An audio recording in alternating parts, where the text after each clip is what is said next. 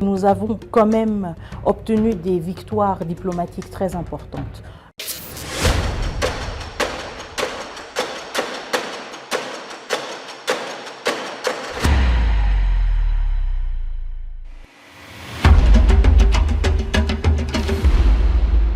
En tant que ministre des Affaires étrangères d'un pays membre non permanent du Conseil de sécurité, c'est notre attachement à l'ordre international, notre attachement au multilatéralisme.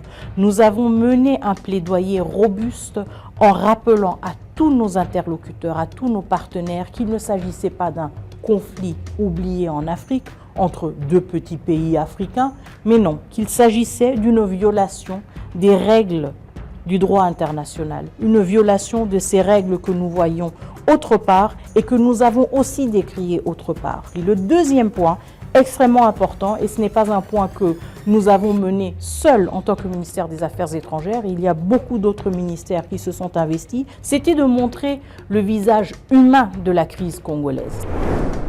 Je voudrais surtout insister sur la résolution 2773, pour la première fois en plus de 20 ans, une résolution du Conseil de sécurité qui nomme explicitement le Rwanda et qui condamne le Rwanda pour son ingérence, pour sa violation de l'intégrité territoriale du Congo, pour ses violations du droit de l'homme et des violations du droit international humanitaire. Et pour nous, c'est un acquis extrêmement important. Pourquoi? Parce qu'il change la lecture du conflit, il change le discours autour du conflit.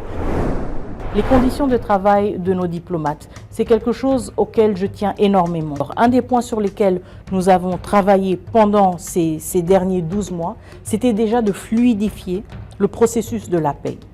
Fluidifier le processus de la paix en mettant en place une task force conjointe du ministère du Budget, des Finances et des Affaires étrangères.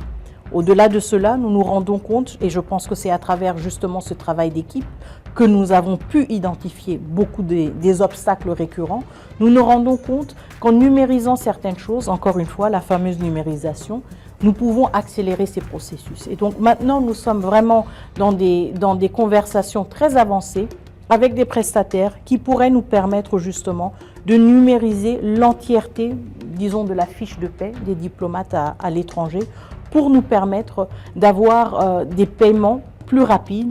Et surtout, une chose à laquelle je tiens énormément, c'est d'avoir aussi des paiements dans des intervalles plus brefs.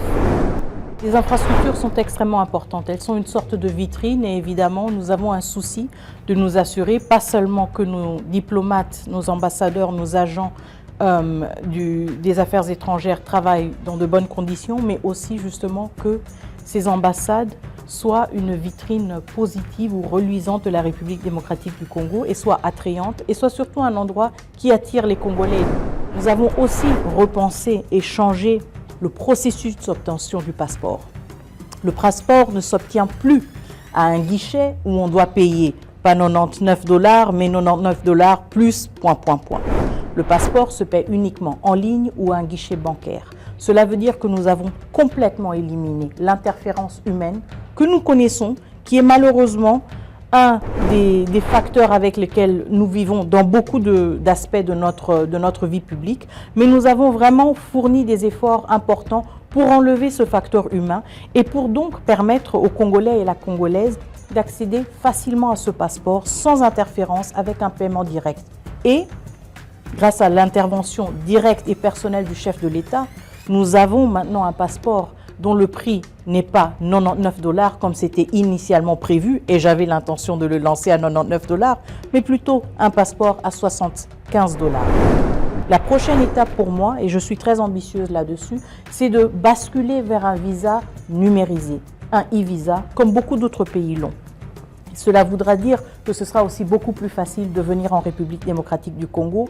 Nous aurons encore une fois des processus numérisés, sécurisés et beaucoup plus faciles aussi à payer avec des transactions bancaires et supervisées et sécurisées.